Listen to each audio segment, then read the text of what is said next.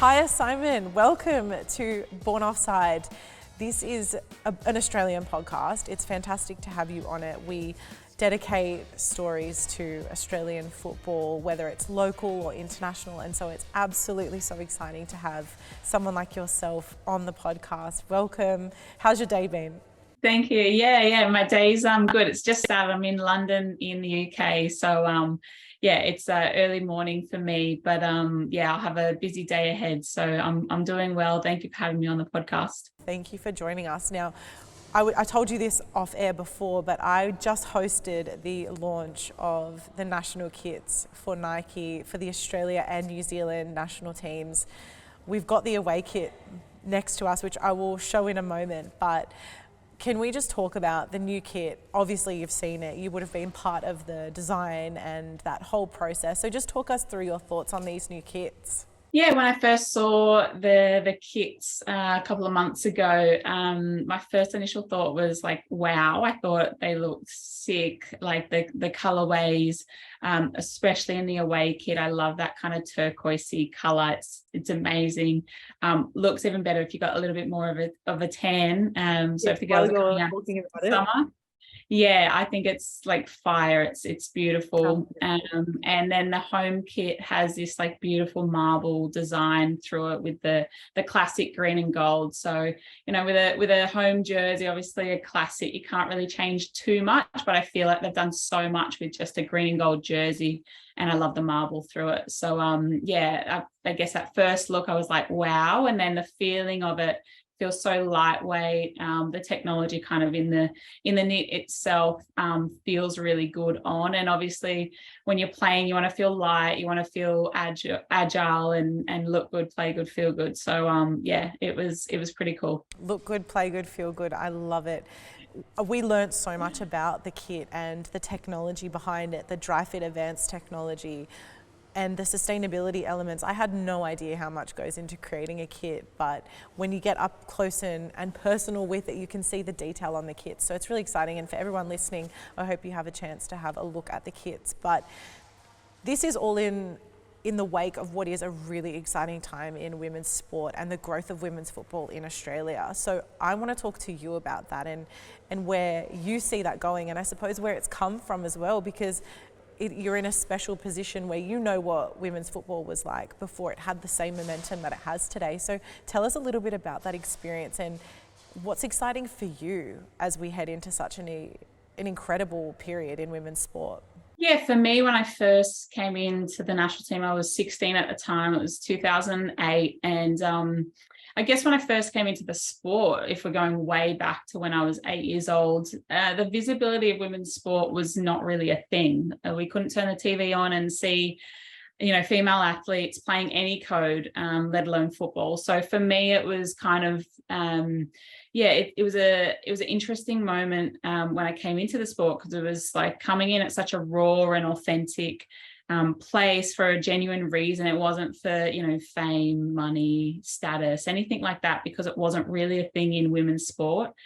And over the years, as it's kind of progressed, it's been so incredible to see how it's transitioned into what it is now, the beast it is, being able to see so many powerful female athletes across the world really playing their code, I think is something quite incredible. And it's, I guess, you know, a platform for young girls to see their role models on TV, in magazines, in the newspaper, whatever it may be, and you know, look at them and say, I want to be that one day, and I can be that one day. And I think that's so powerful to see where women's sport is now. And obviously with this joint home cup later on this year, it's going to be an incredible moment for us. And I kind of relate it back to the 2000 Olympics when Kathy won gold on home soil.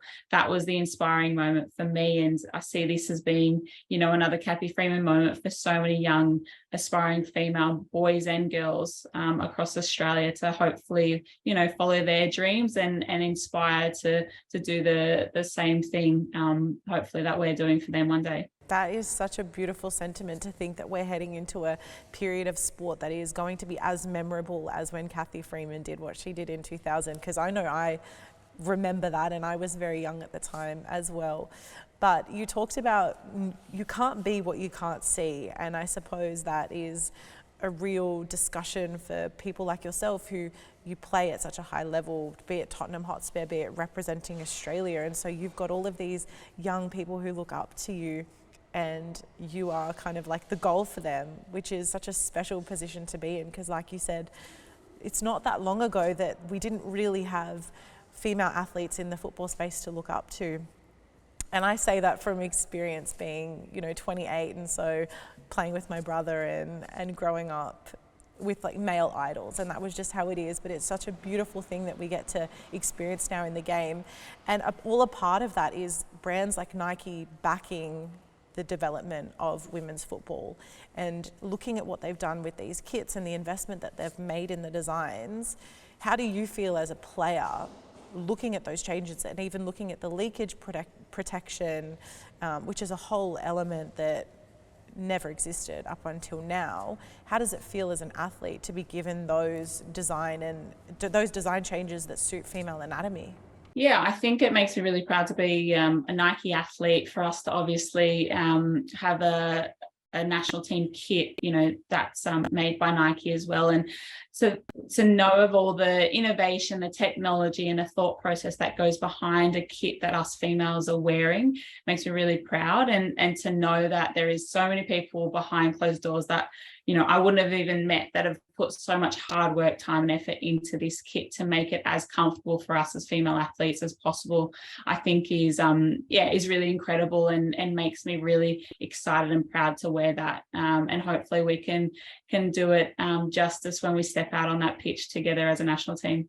Amazing, Kyah. I'm so looking forward to it. And just to wrap, one last question from you. What is one personal goal that you have for this year?